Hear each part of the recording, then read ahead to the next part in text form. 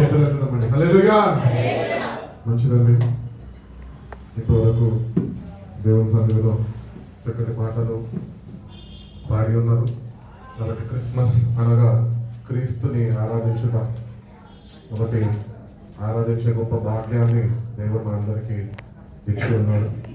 ఆయన సన్నిధిలో ఇంత రీతిగా మనందరం కూడుకొని ఆయన జన్మదినాన్ని మరొకసారి జ్ఞాపకం చేసుకొని అటు రీతిగానే మన బ్రతుకులని ఆయన చేతికి అప్పగించి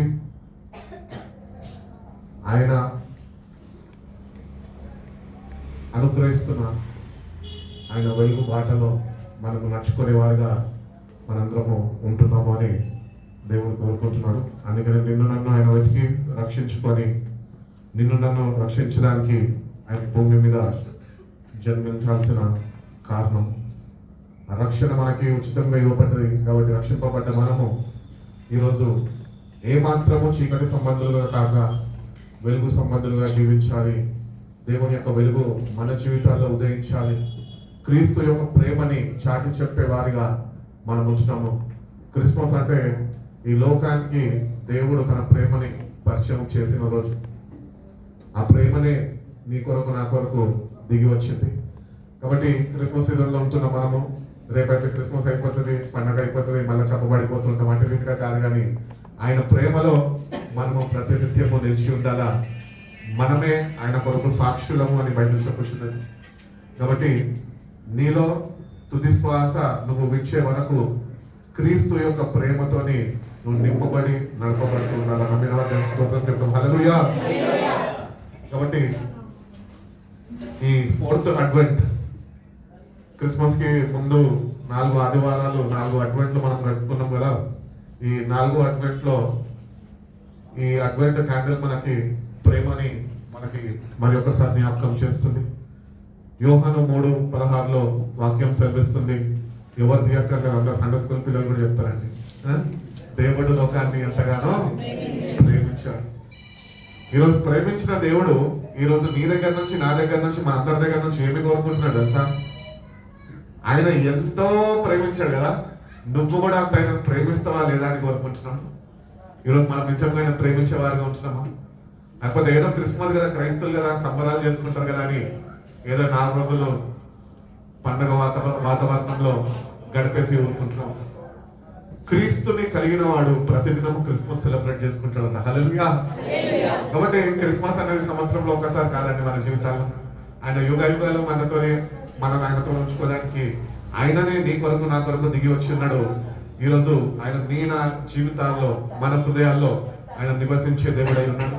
కాబట్టి ఆయన మనతోని ప్రతిదినము ఉంటుండగా ప్రతిదినము క్రిస్మసే. కాబట్టి మన జీవితాలు వాక్యం అనే వెలుగుతోనే వెలిగింపబడి మనము దేవుడు యొక్క ప్రణాళిక ఏంటి, ఆ ప్రణాళికలో మనము ఉన్నామా, ఆ ప్రణాళికలో మనము నడుచుకునే వారిగా మనము మన జీవితాన్ని సరిదిద్దుకొని ఆయనతోని కూడా ప్రతిదినము ఆయనకి కొద్దిగా సమీపంగా నీ ఆత్మీయ స్థితిలో మనము నడుచుకునే వారిగా మనం ఉంటున్నాం. కాబట్టి ఈరోజు నీ ఆత్మీయ స్థితి ఎట్లుంది? నిజంగా దేవుడు ఒకప్పుడు మనము చీకట్లో ఉన్నప్పుడు దేవుడు తన ఆశ్చర్యమైన వెలుగులోనికి మనం పిలుచుకున్నాడు. ఎంత ప్రేమని వ్యక్తపరుస్తున్నాడంటే దేవుడు, చీకట్లో మీరు నశించడం నా చిత్తం కాదు, మీరు చీకటి నుంచి వెలుగులోనికి రావాలా, నా వెలుగు మీ మీద ఉదయించాలా, మీరు నిత్య జీవాన్ని పొందుకోవాలి అని దేవుడు కోరుకున్నాడు. కాబట్టి ఇంకా నీ జీవితంలో మన జీవితాల్లో చీకటి కానీ ఏలుతుంటే కనుక ఈ 2023 క్రిస్మస్ నాడు దేవుడు నీకు నాకు తెలియజేస్తున్నాడు, ఆయన నక్షత్రం అంట, అది మన మీద ఉదయించాలంట. అప్పుడే నీలో ఉన్న చీకటి అది తొలగిపోతుంది. అప్పటి వరకు నువ్వు వెలుగు సంబంధిగా ఉండలేవు, కానీ ఒక క్రైస్తవుడిగా పిలువబడతావేమో. కాబట్టి నిజమైన క్రిస్మస్ చేసుకుంటూ నిజమైన వెలుగుతోని సరైన సావాసం కలిగి నువ్వు నేను జీవించాలి. ఆది కాండంలో మనం చూసుకున్నట్లయితే దేవుడు చీకటిని వెలుగుని వేరుపరిచాడు. ఆదిలోనే దేవుడి యొక్క ప్రణాళిక ఏంటో ఈ సృష్టి ద్వారానే ఆయన మానవుళ్ళకి తెలియజేసి ఉన్నాడు. కాబట్టి చీకటి వెలుగుకి రెండుకి పొత్తు ఉండద్దు. అందుకనే చీకటిని వెలుగుని చేసినాక వాటిని రెండింటిని వేరుపరిచేశాడు. కాబట్టి ఈరోజు దేవుని బిడ్డలుగా పిలువబడుతున్న మనము ఇంకేమాత్రము మనము ఈ లోక సంబంధమైన చీకటి క్రియల్లో మనం ఉండడానికి లేదు. కానీ మనం ఆశ్చర్యమైన వెలుగులోనికి పిలువబడ్డం కనుక ఆ వెలుగులో నిలిచి ఉండి ఆ వెలుగులో మనము నడుచుకునే వారిగా మనం ఉండాలి అని దేవుడు కోరుకున్నాడు. కాబట్టి మన జీవితాల్లో ఈ పాపిష్టి లోకంలో ఉంటున్నాము. ఎక్కడ చూసినా పరిశుద్ధత లేదు, ఎక్కడ చూసినా పాపమే. ఈ పాపంలో ఒక పాపి జీవిస్తున్నప్పుడు ఆ పాపి క్రీస్తు యొక్క రక్తం ద్వారా కడగబడి ఒక పవిత్రమైన జీవితము ఆయన కొరకు జీవించాలని దేవుడు నిన్ను నన్ను ఏర్పరచుకున్నాడు. కాబట్టి ఈ పాపిష్టి లోకంలో ఉంటున్న మనము ఇంకా పాపము ఏమాత్రము మన మీద ఏలుబాటు చేయదు. ఎందుకంటే నువ్వు వెలుగు సంబంధిని.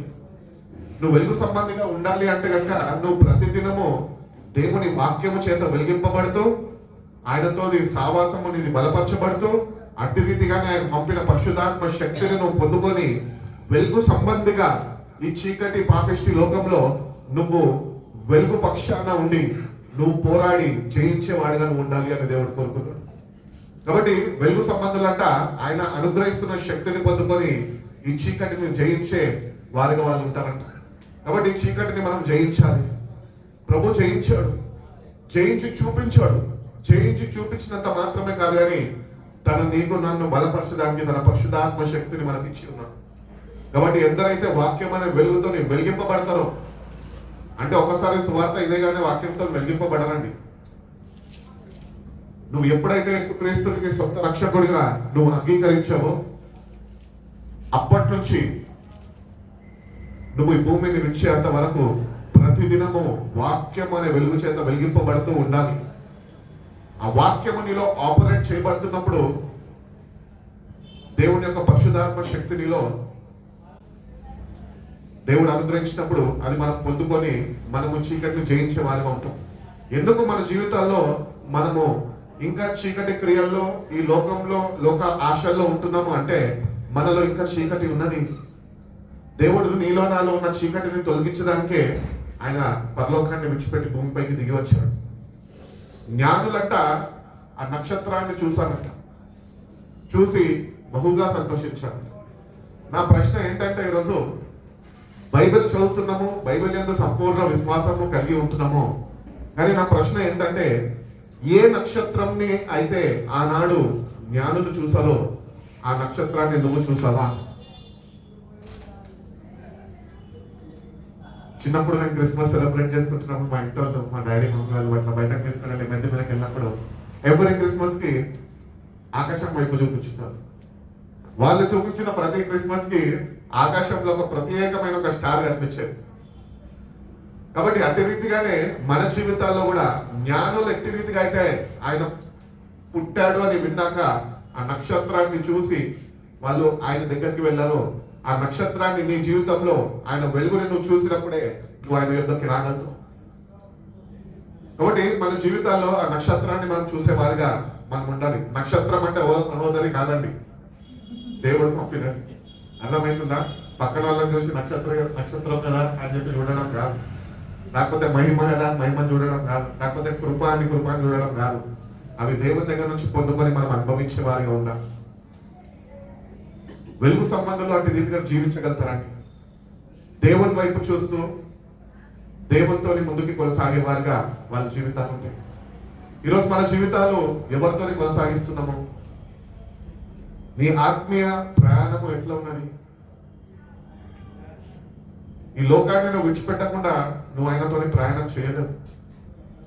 ఈ లోకంతోనే చేస్తాను, నేను ఆయనతోనే చేస్తాను అంటే నువ్వు చేయలేవు. అందుకని విడిచిపెట్టు, అంతటిని విడిచిపెట్టి ఆయనని పట్టుకో, ఆయనను అద్దుకొని జీవించు. ఉదయకాలం వాక్యంలో కూడా చదువుకున్నాం మనం. అన్యజనులు ఆయన గురించి తెలుసుకొని ఆయనని అద్దుకొని జీవిస్తారంట. దేవుణ్ణి ఎరగని ప్రజలు ఆ రక్షణ బాటలోనికి నడిపింపబడుతున్నారు. కానీ మన జీవితాల్లో రక్షణ క్రైస్తవత్వము అనేది పుట్టుకతోనే వచ్చింది. కానీ మనం ఏం చేస్తున్నామంటే దేవుణ్ణి హత్తుకొని ఉండాల్సిన మనము దేవుణ్ణి విడిచిపెట్టి ఈ లోకాన్ని అద్దుకుంటున్నాం. అంటే ఇంకా చీకటిలోనే జీవించడానికి ఇష్టపడుతున్నాం. ఒకవేళ నీ జీవితం అంటే రీతిగా ఉంటే కనుక నీ జీవితాన్ని క్రిస్మస్ సీజన్లో దేవునికి నీ హృదయాన్ని నింపి దేవుణ్ణి ఆహ్వానించి నీ హృదయంలోకి, ప్రభా నాలో ఉన్న చీకటిని నాలో నుంచి తొలగించు, నీ వెలుగుతోనే నన్ను నింపు ప్రభా అని నువ్వు ప్రభుని అడిగినప్పుడు ప్రభు తన వెలుగుతోనే నిన్ను నింపడానికి ఇష్టపడుతున్నాడు. నింపడం మాత్రమే కాదు కానీ ఆయన వాక్యము చేత నీ జీవితాన్ని సరిదిద్దుతూ ఆయన పంపిన పరిశుద్ధ ఆత్మ చేత సంపూర్ణతలోనికి దేవుడు నిన్ను నడిపేయాలని ఆశపడుతున్నాడు. కాబట్టి మన జీవితాల్లో అలవర్చుకోవాలి ఏంటి అంటే వ్యక్తిగతంగా దేవునితోని మాట్లాడేవారిగా, వ్యక్తిగతంగా వాక్యాన్ని ధ్యానించేవారుగా, వ్యక్తిగతంగా పరిశుద్ధాత్మతో ఒక అన్యోన్య సావాసము కలిగి జీవించేవారుగా మన జీవితాలు మార్చబడాలి. అదే నిజమైన రక్షణానందం దేవుడిచ్చాడు. వాళ్ళందరూ ఆయన జన్మించాడు అని తెలుసుకొని వాళ్ళు బహుగా ఆనందించారంట. కాబట్టి యేసు ప్రభుని రక్షకుడిగా నువ్వు అంగీకరించిన నువ్వు ఇంకా ఎంత ఆనందించాలి, ఆయన ఇంకా బహుగా ఎక్కువగా ఆయనలో ఆనందించాలి. నువ్వు ఎప్పుడైతే ఆయనతోనే సరైన సావాసము కలిగి జీవించగలుగుతావో, ఎప్పుడైతే వాక్యము చేత ఆయనను పోషించడము ప్రారంభిస్తాడో, ఆయన వెలుగుతో ఎప్పుడైతే నువ్వు సావాసము కలిగి ఉంటావో అప్పుడు నువ్వు దేవునికి సమీపంగా జీవిస్తూ ముందుకు కొనసాగలుగుతావు. కాబట్టి దేవుడు అనుగ్రహిస్తున్న పరిశుద్ధాత్మ శక్తి మీద ఆధారపడి ఆయన యందు సంపూర్ణ విశ్వాసం కలిగి దేవునికి ఉన్నది ఉన్నట్టు చెప్పాలి. ప్రభా నాలో ఇది ఏలుతున్నది, ఈ చీకటి నన్ను బాధ పెట్టుచున్నది, ఈ చీకటి నుంచి నాకు విడుదల కలుగుతలేదు ప్రభా, నాకు దీని నుంచి విడుదల కలుగజేసి ఆ చీకటిని తొలగించినాక అదే స్థలంలో నీ వెలుగుతో నన్ను నింపు ప్రభా అని నువ్వు ప్రభుని అడిగినప్పుడు ప్రభు తప్పక తన వెలుగుతో నిన్ను నింపడానికి ఆయన ఇష్టపడుతున్నాను అని తెలియజేస్తున్నాను. సమూయేలు రాసిన 2వ గ్రంథం 22వ అధ్యాయము 29వ వాక్యం అంటాడు, the lord turns my darkness into light. నీ చీకటిని వెలుగుమయముగా చేస్తా అని చెప్తున్నాడు దేవుడు. కాబట్టి దేవుడు ఈ లోకానికి వచ్చిన సందర్భం ఏంటి అంటే ఆయన జన్మించి రక్షణ ఇచ్చిందే కాకుండా నీలో ఉన్న చీకటిని ఆయన తొలగిస్తాడు.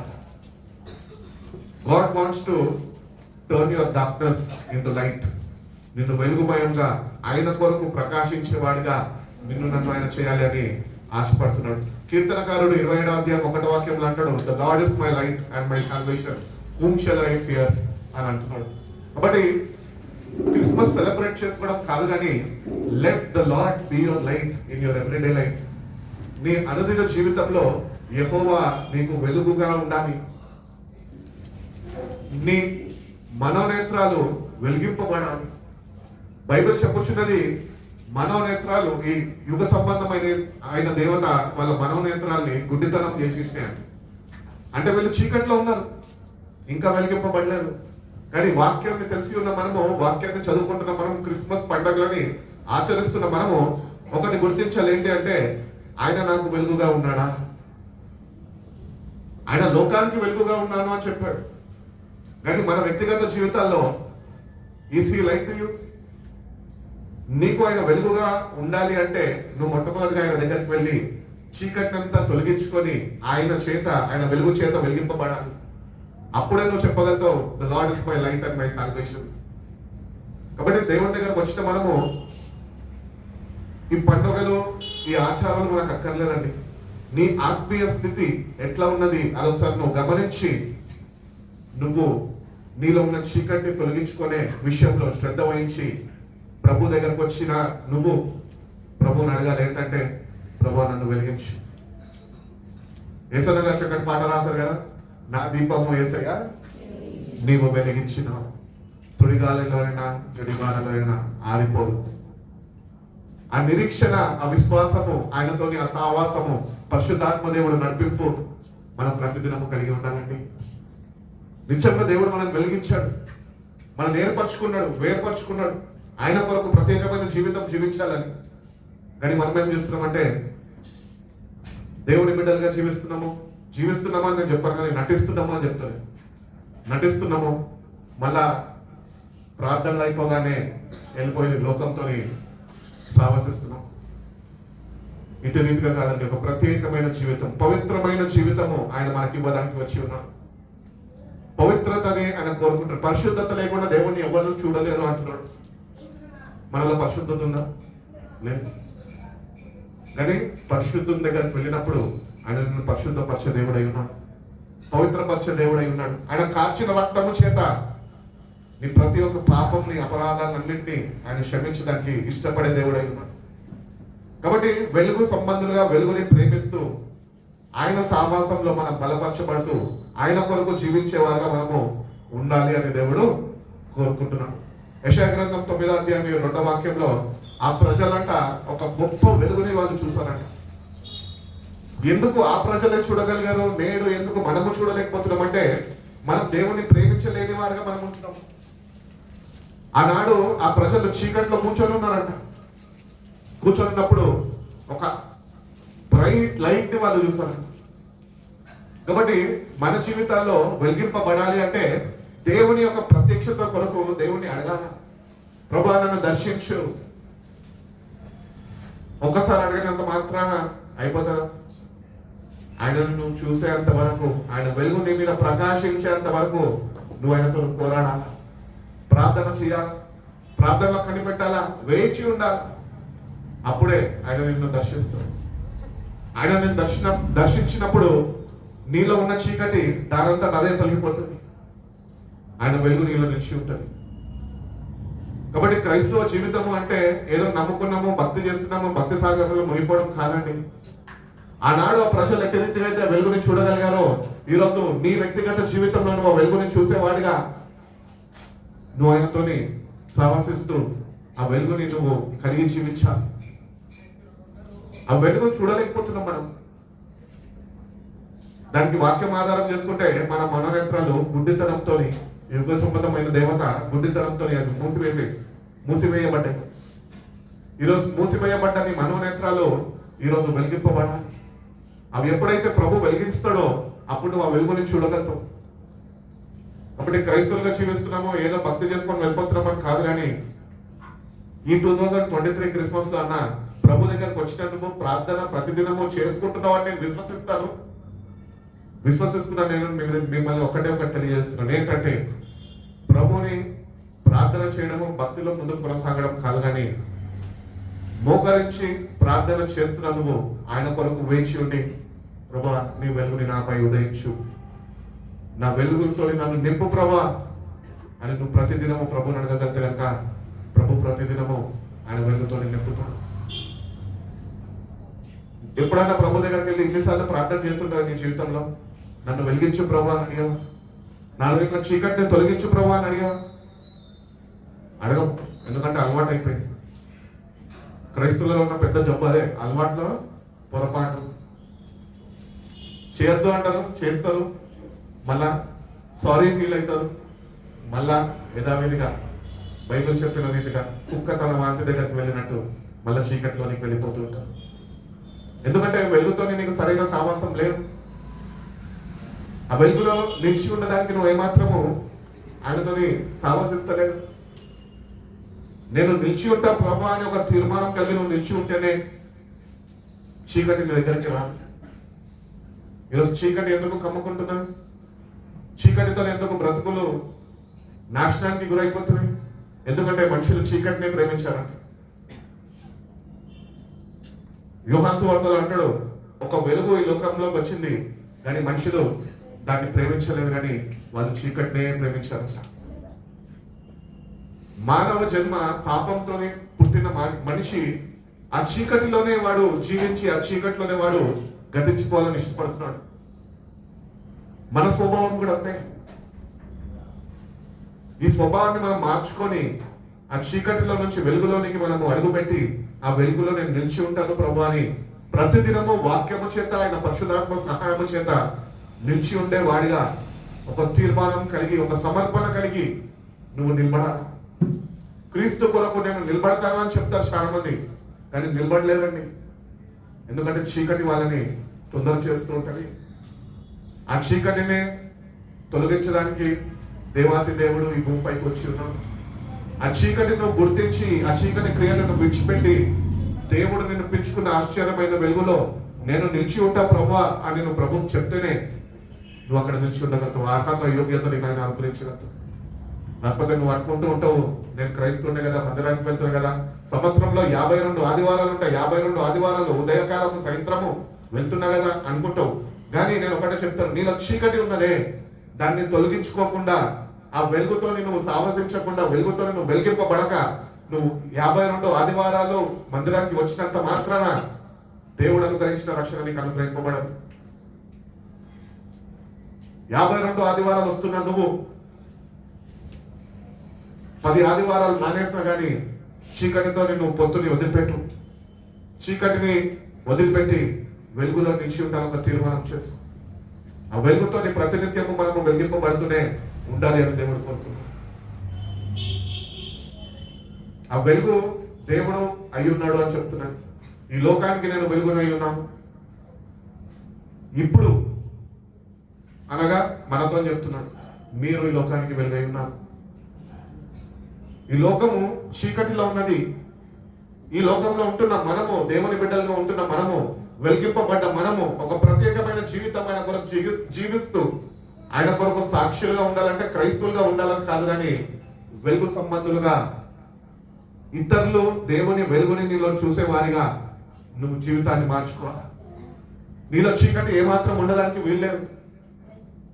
ఈ లోకంతో నీకు సావాసం అక్కర్లేదు. ఈ లోకంతో సావాసించిన వాడు దేవునితో సావాసం చేయలేడు. లోకాన్ని విడిచిపెట్టు. నువ్వు ఎట్లయితే వచ్చే వాటినే ఒంటరిగా వెళ్ళిపోతూ ఉంటావు. కాబట్టి ఈ ఒంటరి ప్రయాణంలో నువ్వు క్రీస్తుని ఆ వెలుగుమయంలో నువ్వు నిలిచి ఉంటే, వెలిగింపబడితే నువ్వు ఒంటరిగా ఎప్పుడు ఉండవు, కానీ ప్రతినిత్యమైన నీతో నుండి ఆ వెలుగు బాటలో నిన్ను నడిపిస్తాడు. అట్టి రీతిగానే ఆయన ప్రామిస్ చేసిన రక్షణని నీకు అనుగ్రహిస్తాడు. ఈరోజు క్రైస్తవులుగా మనం అనుకుంటూ ఉంటాము, నేను చర్చికి వెళ్తున్నాను, వెలిగింపబడ్డాను, అంత బాగానే ఉంది, రక్షణ పొందుకున్న, బాప్తిజం తీసుకున్నాను, అయిపోయింది అనుకుంటాం. నువ్వు రక్షణ పొందుకున్నంత మాత్రాన రక్షింపబడలేదు. నువ్వు ఆ రక్షణ దినము ఒకటి అది రాబోతుంది. ఆ విమోచించబడిన దినము కొరకు దేవుని బిడ్డలంట వాళ్ళు వేచి ఉన్నారంట. ఆ దినము కొరకు మనము వేచి ఉండకపోతే కనుక చీకటిలో మనము పట్టబడతాము, చీకటి క్రియల్లోనే మనం ఉంటాము. ఆయనని మనము చూడలేము, ఆయనని మనం కలుసుకోలేము. అందుకని బైబిల్ చెప్తున్న దేవుడు ఆత్మ కనుక ఆయనను ఆరాధించేవారు ఆత్మతోనూ సత్యముతోనూ ఆయనను ఆరాధించాలి. సత్యము నీలో నిలిచి ఉండాలా. నేనే సత్యము అన్నాడు. ఆయన నిలిచి ఉన్నాడు నీ జీవితంలో. ఈరోజు అందరికీ పోయి హ్యాపీ క్రిస్మస్ చెప్తున్నావే, క్రిస్మస్ సంబరాలు గ్రీటింగ్స్ చెప్తున్నావే. క్రీస్తు లేకుండా ఎన్ని క్రిస్మస్లు, హ్యాపీ క్రిస్మస్లు సెలబ్రేట్ చేసుకుంటే ఎవరికి ఉపయోగకరం అది, ఎవరికి ఆశీర్వాదకరం అది? నీ హృదయంలో నేడు క్రీస్తు లేడేమో. Feel sorry for the sins. Sir అంటున్నా, దేవా నేను పశ్చాత్తాపడలేకపోతున్నాను, పశ్చాత్తాప హృదయంలో దయచేయి. నా ప్రతి ఒక్క పాపము నేను ఒప్పుకోలేకపోతున్నా, ప్రతి ఒక్కటి నన్ను ఒప్పింపజేయి ప్రభా. నీ బిడ్డగా నన్ను మార్చుకో, నువ్వు వచ్చి నన్ను నివసించు ప్రభా అని నువ్వు ప్రభువుని అడిగినప్పుడే ఆ వెలుగుతో నేను నింపబడగలను. క్రైస్తువులంత మాత్రాన రక్షింపబడ్డమనంత మాత్రాన రక్షణ నీకు అనుగ్రహింపబడదు. రక్షణని నిర్లక్ష్యం ఏమాత్రము చేయొద్దు. రేపటి దినము మనది కాదు. రేపటి దినము ఏమి సంభవిస్తుందో ఆ దినానికే తెలియదంట. కాబట్టి దేవుని బిడ్డలుగా జీవిస్తున్న మనము రేపటి గురించి, భవిష్యత్తు గురించి ఆలోచిస్తూ ఉంటాం. ఆలోచించడం తప్పేం లేదు. కానీ అకస్మాత్తుగా ఒకవేళ ఈ రాత్రి నువ్వు మరణిస్తే, నీలో చీకటితోని నువ్వు మరణిస్తే, దేవుడు అనుగ్రహించిన రక్షణ నువ్వు నీ నిర్లక్ష్య స్వభావం ద్వారా పోగొట్టుకుంటావు. నువ్వు నీ తుది శ్వాస విడవక మునిపే నీలో ఉన్న చీకటిని తొలగించి దేవుడి యొక్క వెలుగుతోని నువ్వు నింపబడి ఆయన కొరకు జీవించి ఆయన కొరకు నువ్వు సాక్షిగా ముందుకు కొనసాగేవాడిగా ఉన్నప్పుడే ఆ రక్షణ అనేది నీకు అనుగ్రహింపబడి. నేడు మీకు రక్షకుడు జన్మించను అనగానే ఆయన పుట్టినంత మాత్రాన మనకు రక్షణ వచ్చేయలేదు. ఆయన ఎంత త్యాగము చేసి ఉన్నాడు. నీ కొరకు నా కొరకు ఆయన లగ్గొట్టబడ్డాడు. అయినా కూడా ఆయన నోరు విప్పలేదు అని బైబిల్ చెప్పుచున్నది. మౌనం పాటించాడు, తగ్గించుకున్నాడు. అన్ని విషయాల్లో నిన్ను అంతగా ప్రేమించాడు. అంతగా ప్రేమించిన దేవుడు ఈరోజు నీ దగ్గర నుంచి, నా దగ్గర నుంచి కోరుకుంటున్నాడు, నువ్వు వచ్చేసి బాప్తిజం తీసుకొనేసి క్రిస్మస్ సెలబ్రేట్ చేసుకోవడం కాదు బిడ్డ. నీలో ఉన్న చీకటిని తొలగించు ఫస్ట్. చాలా మంది ప్రార్థన చేస్తుంటారు, ప్రభా నాలో ఈ అలవాటులు తీసే ప్రభా అని. ప్రార్థన చేసినంత మాత్రాన దేవుడు వచ్చి అలవాటులను తొలగించగలుగుతాడా? నువ్వు ఒక తీర్మానం చేసుకోవాలి, ప్రభా ఈ భయంకరమైన అలవాటుల్లో నేనున్నా, వీటిని జయించే శక్తిని నాకు కావాలి అని నువ్వు కూడా వాటిని అసహించుకోవాలి. నువ్వు వాటిని అసహించుకున్నప్పుడు ప్రభు శక్తిని నీకు ఇస్తాడు వాటిని జయించే. నువ్వు అసహించుకోకుండా ఆ పాపాన్ని ఇంకా ప్రేమిస్తూ పాపంలో నిలిచి ఉంటే దేవుని వెలుగు నీ జీవితంలో ఉదయించదు. కాబట్టి ఏ బంధకాల్లో, ఏ పాపాల్లో పట్టబడి ఉన్నారో ఫస్ట్ వాటిని అసహించుకోవడం నేర్చుకోండి. వాటిని ఎప్పుడు అసహించుకుంటామంటే దేవుణ్ణి ప్రేమించడం ప్రారంభించినప్పుడే. దేవుణ్ణి ప్రేమించు. లోకంలో ఒక అమ్మాయినో ఒక అబ్బాయినో ప్రేమిస్తే ఏం రాదండి. స్వార్థమైన ప్రేమ మనుషులది. ఇష్టం ఉంటే మాట్లాడతారు, కష్టం ఉంటే నువ్వు ఎవరో అంటారు. కానీ దేవుని ప్రేమ అటువంటిది కాదు. అది శాశ్వతమైన ప్రేమ. నీ తల్లి మర్చిపోయినా, నీ తండ్రి నిన్ను విడిచిపెట్టినా ఎల్లకాలము నీతో ఉండేది దేవుని ప్రేమ. అందుకని నీలో చీకటిని తొలగించుకొని వెలుగులోనికి రా. క్రీస్తు కొరకు ఒక సాక్షిగా జీవించు. ఒక తీర్మానము, ఒక సమర్పణ జీవితము నువ్వు జీవించాలని ప్రభు కోరుకోనున్నాడు. కాబట్టి దేవుడు తెలియజేస్తున్నాడు, ఈ లోకానికి నేను వెలుగై ఉన్నాను. కొరింథీయులకు రాసిన 2వ పత్రిక 4వ అధ్యాయము 6వ వాక్యంలో అంటాడు, he made his light shine in our hearts. ఆయన వెలుగుని మన హృదయాల్లో ఆయన ప్రకాశింపజేశాడంట. ఈరోజు ప్రకాశింపజేయబడ్డావు. నిత్యంగా వెలుగు నేను ప్రకాశిస్తున్నా. ఒకవేళ లేకపోతే కనుక దేవుడు అంటున్నాడు, దేవుని దగ్గరకు వచ్చిన మనం వాక్యం వినడం కాదు, కానీ వాక్యాన్ని వింటున్న మనము ఆ వాక్యాన్ని మన హృదయాల్లోకి రిసీవ్ చేసుకొని దేవుని అడగాల, ప్రభా నీ వెలుగుని నా హృదయంలో ప్రకాశింప చేయి. నీ హృదయంలో ఆయన స్థానం ఏమో. ఫస్ట్ బెత్లెహేంలో దేవుడికి స్థానం లేదు, పశువుల పాకలో ఆయన జన్మించాడు. సువార్తల్లోకి వచ్చినప్పుడు ప్రభు అంటున్నాడు, నాకు తలదాచుకొని కూడా స్థలం లేదు. ఈరోజు క్రిస్మస్ అనగానే ఒక చిన్న బేబీని పెట్టేసి, క్రిబ్బు పెట్టేసి, గొర్రెలను పెట్టేసి అది క్రిస్మస్ కాదు. క్రిస్మస్ అని అంటే ఏంటంటే నీ హృదయం ఆయన కొరకు తెలిసినప్పుడు నిజమైన క్రిస్మస్. నువ్వు ఎప్పుడైతే ఆయన కొరకు నీ హృదయం తెరవడానికి ఇష్టపడతావో, తెరవగలుగుతావో, అప్పుడు ఆయన నీ దగ్గరికి రాగలుగుతాడు. నీ లోనికి ఉండడానికి, నీతో నివసించడానికి ఆయన రాబోతాడు. ఆయననే నీ దగ్గరకు వచ్చాడనుకో, నీలో చీకటి ఏమాత్రము నేను వేయలేదు. ఎందుకంటే ఎక్కడైనా చూడండి, చీకటిగా ఉన్నప్పుడు ఏదైనా వెళ్తురుని, క్యాండిల్ని కానీ దేనిని తీసుకెళ్ళిపోతే చీకటి కనిపిస్తుందా? దానంటే అదే వెళ్ళిపోతుంది. చీకటిగా ఉంటుంది, లైట్ వేస్తాం, లైట్ అయ్యగానే చీకటి చూడగలుగుతామా? ఉండదు. అట్టి రీతిగానే when you open your hearts to God, నీ హృదయాన్ని దేవుని కొరకు తెలిసినప్పుడు నీలో ఉన్న చీకటిని తొలగించి ఆయన వెలుగుతో నింపే దేవుడై ఉన్నాడు. కాబట్టి God wants to give his light and he wants the light to shine in our hearts. స్కూల్కి వెళ్ళారు కదా అందరు, బ్లాక్ షూస్ వేసుకున్నారు కదా, ఆ షూకి పాలిష్ వేసుకున్నారు కదా. పాలిష్ ఉంది అని చెప్పి వ్యాక్స్ తీసుకొని పూసేసి డల్గా ఉంటే ఊరుకుంటామా? అట్లనే పోతామా? లేదు. 5 నిమిషాలు లేట్ అయినా డాడీ హారన్ పడుతున్నా, టైం అవుతుందా స్కూల్కి అని, లేదు చదివినా చదవకపోయినా షూస్ ఎట్లుండాలా? షైన్ అవ్వాలా. షైనింగ్ ఉన్నప్పుడు ఆ సాటిస్ఫాక్షన్ నాకు ఉన్నప్పుడే, అమ్మ ఇట్లా ఉండాలి నా షూస్ అంటే. అందరు నన్ను చూడద్దు, నా షూస్ చూడాలి. అంత షైనింగ్ కావాలి మనకి. అట్టి రీతిగా దేవుడు మన హృదయాన్ని కోరుకుంటున్నాడండి. నీ చీకటి బ్రతుకుని మార్చి ఆయన వెలుగుతో నిన్ను ప్రకాశించేయాలని ఆయన ఆశపడుతున్నాడు. కాబట్టి నీ హృదయము ఈ క్రిస్మస్ కి ప్రభు కొరకు ఇప్పి దేవునికి చెప్పు, lord let your light shine in my life. నేను ఇప్పుతున్న ప్రభు నా హృదయాన్ని నీ కొరకు అని నువ్వు ప్రభు కొరకు నిత్యంగా ఇప్పగలితే కనుక ఆయన వెలుగు నీపై ఉదయిస్తుంది అని తెలియజేస్తున్నాడు. హెబ్రీయులకు రాసిన పత్రిక 1వ అధ్యాయం 3వ వాక్యం ఒకసారి చదువుకుందాం, ముగించేస్తాను.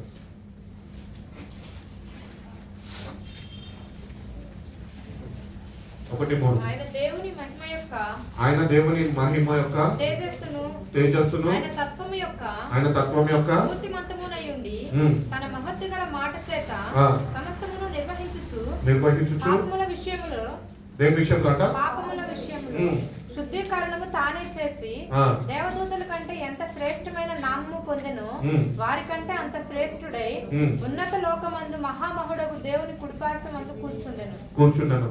ఎలాగనగా చాలండి. The sun is the radiance of God's glory.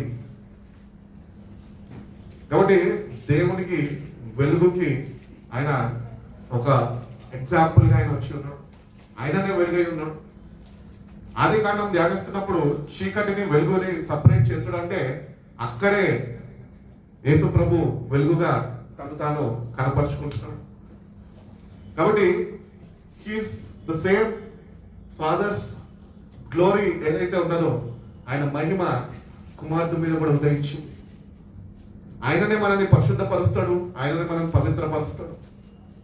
ఆయన నిన్ను నన్ను ఒక పవిత్రమైన జీవితము ఆయన కొరకు ఆయన వలె ఆయన ఎదుట మనం ఉండడానికి ఆయన ఇంకా నేడు కూడా ఆయన తండ్రి కుడిపార్శ్వాన కూర్చొని నీ కొరకు నా కొరకు మన నిమిత్తము ఆయన విజ్ఞాపన చేస్తున్నాడు. కాబట్టి దేవుణ్ణి నమ్ముకొని రక్షణ పొందుకున్నంత మాత్రం కాదు, కానీ are you walking with him in your everyday life? నీ అనుదిన జీవితంలో నువ్వు ఆయనతో నడుచుకోగలుగుతున్నావా? ఆ వెలుగుతో సాహసం కలిగి జీవిస్తున్నావా? ఆయన నిన్ను పరిశుద్ధపరుస్తుండగా నువ్వు పరిశుద్ధపరచబడుతున్నావా? లేకపోతే ఇంకా పాపాన్ని దాచుకొని ఉన్నావు? దావీదు అంటాడు కదా, నీ ఎదుట నేను పాపం చేయకుండా ఉన్నట్లు నీ వాక్యం నా హృదయంలో. ఆ వాక్యం వెలుగు. ఆ వాక్యం నీలో ఉంటే చీకటి దగ్గర రాదు. పాపంకి నువ్వు వెళ్ళవు, పాపం చెయ్యవు. ఆయన వెలుగులో అంట నీ ప్రతి ఒక్క రహస్య పాపంలో అవి బట్టమైపోతాయంట. దాచుకోలేవు. మనుషులను మోసం చేయగలుగుతామేమో, మనుషుల దగ్గర వాళ్ళకి కళ్ళు కప్పి ఎన్నైనా వేషాలు వేయగలుగుతామేమో, కానీ దేవుని దగ్గర ఇవన్నీ సాగవు. కానీ దేవుని దగ్గరకు వస్తున్న మనము మన హృదయాన్ని నింపి ప్రతి ఒక్కటి ఆయన దగ్గర ఒప్పుకొని ఆయన అనుగ్రహిస్తున్న వెలుగు చేత మనము వెలిగింపబడాలి అని దేవుడు కోరుకుంటున్నాడు. యెషయా గ్రంథకర్త అంటాడు కదా, 60వ అధ్యాయము 1వ వాక్యం ఏమంటాడు? దానికి ముందు నీకు వెలుగు వచ్చి ఉన్నది, లెమ్ము తేజరిల్లుము, యెహోవా మహిమ నీ మీద ఉదయించెను. ఈ క్రిస్మస్ సెలబ్రేట్ చేసుకుంటున్న మనము ఈరోజు ఏం చేయాలంట చెప్పు? ఫస్ట్ లేయాల. నువ్వు లేస్తేనే నీ మీద ఉదయిస్తావు. నీ చీకటి బ్రతుకుని నువ్వు విడిచిపెట్టి ఒక పవిత్రమైన జీవితం ప్రభు కొరకు జీవిస్తానని నువ్వు లేయగలితే ఆయన నీ మీద ఉదయించగలుగుతాడు. నేను లేయను ప్రభా, నడుము నొప్పి ఉంది ప్రభా, కాళ్ళు లాగుతున్నాయి ప్రభా, ఇంతే ప్రభా, ప్లీజ్ ప్రభా ఉదయించు ప్రభా అంటే వచ్చి దర్శించి వెళ్ళిపోతాడు, కానీ ఆయన నీ మీద ఉదయించలేడు. లే, క్రీస్తు కొరకు లే. ఆయన వెలుగు నీ మీద ఉదయిస్తాడు అంటున్నాడు. చెప్పినవాడు ఆయన వెలుగుతోని ఆయన నీ మీద ఉదయింప చేస్తాడు. నిన్ను వెలుగుమయంగా మారుస్తాడు నీ జీవితాన్ని. నువ్వు లేయకుండా అక్కడే ఉండి భక్తి పరులాగా నా పాట నేను పాడుకుంటా, నా పాట నేను చేసుకుంటా అనుకున్నావు అనుకో, ఆయన ఉదయించాడు. నీ స్థితిగతులు ఏంటో నీకు తెలుసు. ఏ పాపంలో అయితే నువ్వు పట్టబడి ఉన్నావు నీకు తెలుసు. ఏ పాపము నిన్ను ఏలుతుందో నీకు తెలుసు. ఈరోజు దాని నుంచి నువ్వు లేచి ఆయన యుద్ధకు రావాలి. లేస్తున్నా అని చెప్పడం కాదు, కానీ వెళ్ళాలి ఆయన దగ్గరికి. అందరు ఉన్నారు కదా అన్న, ఆల్టర్ కాల్ ఇస్తాడు కదా, అందరం వస్తాం కదా అనుకుంటారు కాదు. దేవుడు ఎప్పుడు నిన్ను చూస్తున్నాడు తెలుసా? నువ్వు ఒంటరిగా ఉన్నప్పుడు పాపాన్ని విడిచిపెట్టి లేసి ఆయన దగ్గరకు వస్తావేమో అని చూస్తున్నావు. ఎవ్వరు చూడనప్పుడు, అందరు చూసినప్పుడు చేస్తే ఏం కాదు. అందరు అనుకుంటారు ఒక తీర్మానం చేసుకున్నట్లే, ఇప్పటికన్నా నేను బతుకు బాగుపడతానే అనుకుంటాను. కానీ ప్రభు అట్లా చూడడండి. ప్రభు ఎట్లా చూస్తాడంటే, నువ్వు ఒంటరిగా ఉంటున్నప్పుడు నీ బంధకాలను ఎప్పుడైతే పట్టబడి ఉంటావో వాటి నుంచి విడుదల కావాలి అని ఒంటరి పయనము నీది, అది గుర్తించి నువ్వు దాని నుంచి లేచి ఆయన యుద్ధకు రాగలితే అప్పుడు నీ మీద ఆయన ఉదయిస్తాను అని తెలియజేస్తున్నాడు. కాబట్టి దేవుని దగ్గరకు వచ్చిన మనము ఒంటరి సావాసమైనతో ఉండాలి. You have to have an individual relationship with God and the Word and the Spirit. ఇవి నీ జీవితంలో లేకపోతే నువ్వు వెలిగింపబడలేవు. నాకైతే తెలియదు ఎంతమంది దినము ప్రార్థన చేస్తారు, ఎంతమంది నిజంగా హృదయము వాక్యం వద్ద పెట్టి నిత్యంగా దాన్ని ధ్యానించి ఆ వాక్యం చేత ఎంతమంది రోజు వెలిగింపబడుతున్నావు నాకైతే తెలియదు. నువ్వు ఆచార భక్తుడిగా, ఆచార క్రైస్తవుడిగా నువ్వు మిగిలిపోయి రోజు పొద్దున ఒక వాక్యం చదువుకొని వెళ్ళిపోతాను, రోజు 2 నిమిషాలు గొడవ అయిపోతుంది, ప్రార్థన చేసేసుకుంటా సరిపోతుంది అనుకుంటున్నావా? నువ్వు వెలిగింపబడలేవు. ఒంటరిగా ఉన్నప్పుడు ప్రభు పాదాలు పట్టుకోవడం నేర్చుకో, ప్రభుత్వాన్ని గడపడం నేర్చుకో, ఎక్కువ సమయం ఆయన ఇవ్వడానికి నేర్చుకో, ఎక్కువగా నువ్వు ఆయన ప్రేమిస్తున్నావు అని నీ ప్రేమను వ్యక్తపరిచే క్రియారూపంలో, సంఘపరంగా కాదు, ఒంటరిగా ఉన్నప్పుడే ఆయనను దర్శించి నీ మీద ఉదయించడానికి ఇష్టపడుతున్నాను. కాబట్టి దేవుని దగ్గరకు వచ్చిన మనం మన జీవితాన్ని సరి చేసుకునే వారిగా మనం ఉండాలి అని తెలియజేస్తాం. 119 కీర్తన 130 వాక్యం ఒకసారి చదవండి. 119. నీ వాక్యములు వెల్లడి అగుటతోడనే వెలుగు కలుగును. ఆ వాక్యము వెల్లడి అవుతున్నప్పుడంట అది వెలుగు కలుగుతుందంట. మరి ఇన్నిసార్లు వెల్లడవుతుంది కదా, సేవకుల ద్వారా ఆయన వాక్యాన్ని వినిపిస్తున్నాడు కదా, మరి వెలుగెందుకు కలుగుతుంది? ఎప్పుడన్నా ఆలోచించావు? వింటున్నావు అంతేగాని you did not open your heart to the word of God. నువ్వు హృదయం ఎప్పుడైతే ఆయన కొరకు ఇప్పుతావో అప్పుడు అది వెలుగుని కలిగిస్తుంది. విని వెళ్ళిపోతే ఏం రాదండి.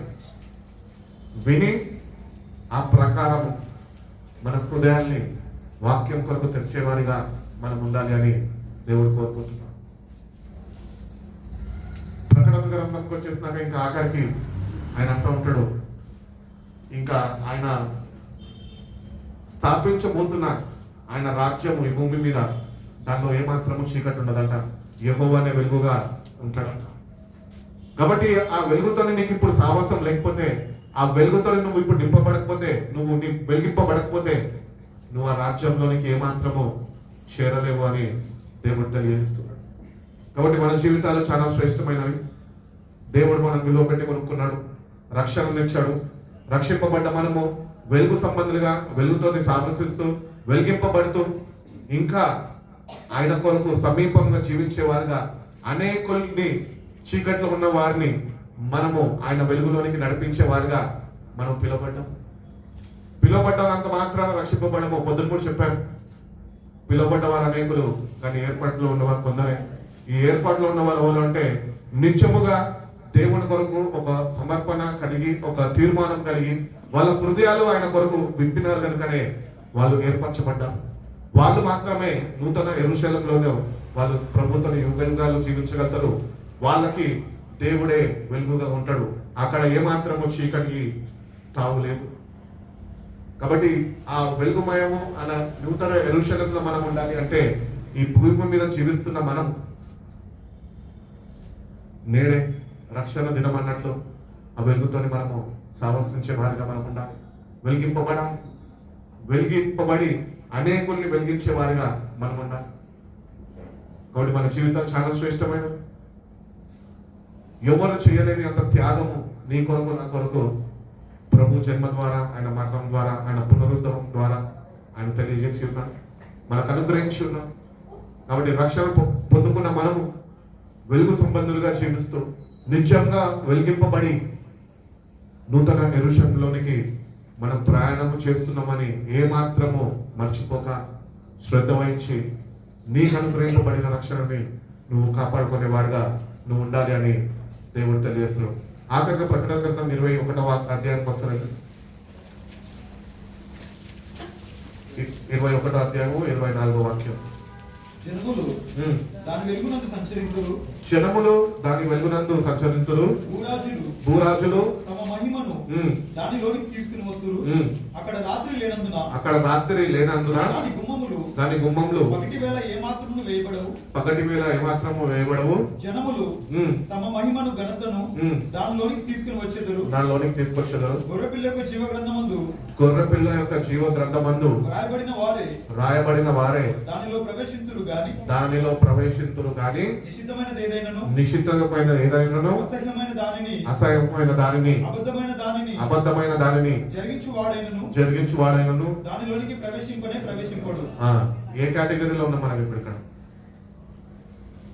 Are you in the first category or the second category? పాపులైన మనని పవిత్రులుగా మార్చడానికి ఆయన రక్తాన్ని చిందించి అక్కడ అట్టి వారు ఉంటారు అని దేవుడు వాక్యం ద్వారా తెలియజేస్తున్నాడు.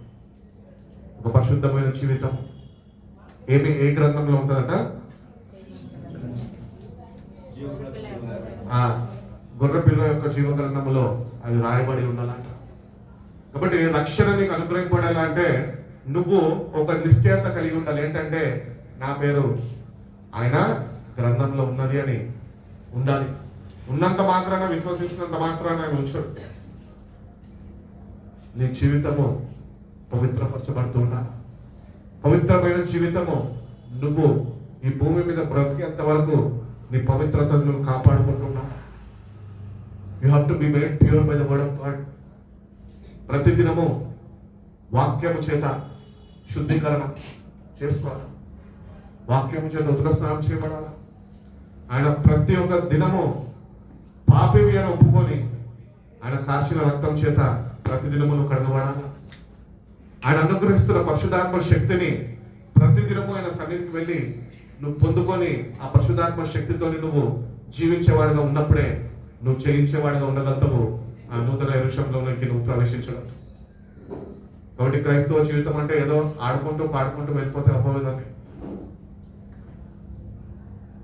క్రీస్తుని ఎంతగా ప్రేమించడం, ఆయన ప్రేమను ఒకసారి జ్ఞాపకం చేసుకొని రుచి చూసిన నువ్వు ఈరోజు ఆయన త్యాగాన్ని ఒకసారి జ్ఞాపకం చేసుకొని నువ్వు కూడా త్యాగపూర్వకంగా ప్రభా ఏది ఏమైనా కానీ నేను నీతో ఉంటాను, నీ కొరకు జీవిస్తాను ప్రభా అని నువ్వు ప్రభుత్వాన్ని ప్రయాణం చేయగలితేనే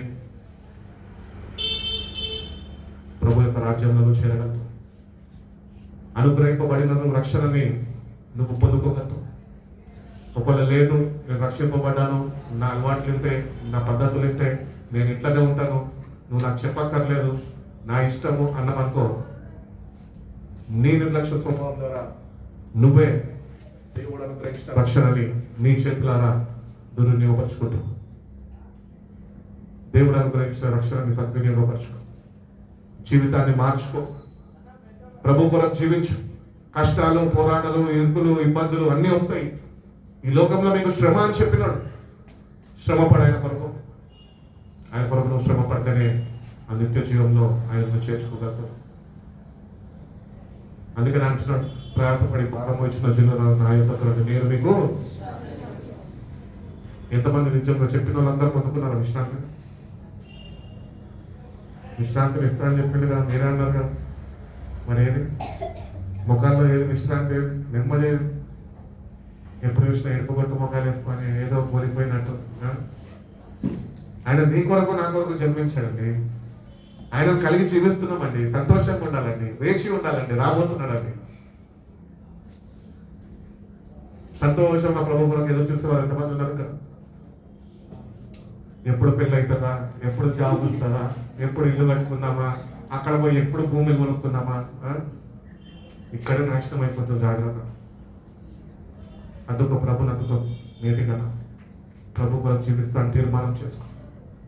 తీర్మానం చేసుకున్న నువ్వు ఆ వెలుగు బాటలో నడుచుకుంటాను, నన్ను నడిపించు ప్రభు అని ప్రభుని అడుగుతాక దేవుడి లోకానికి వెలుగుగా ఎట్టి రీతిగా వచ్చాడో అట్టి రీతిగా నీ వ్యక్తిగత జీవితంలో ఆయన వెలుగుగా ఉండి ఆయన నూతన యెరూషలేము లోనికి నడిపించేంత వరకు ఆయన నిన్ను వెలుగుమాయంతో ఆయన నింపి నడిపిస్తా అంటున్నాడు. దేవుడు అటువంటి కృప మనందరికీ అనుగ్రహించి బలపరిచి వెలిగించి నడిపించిన దాకా కళ్ళు మూసుకున్న ప్రార్థన చేసుకున్నాం.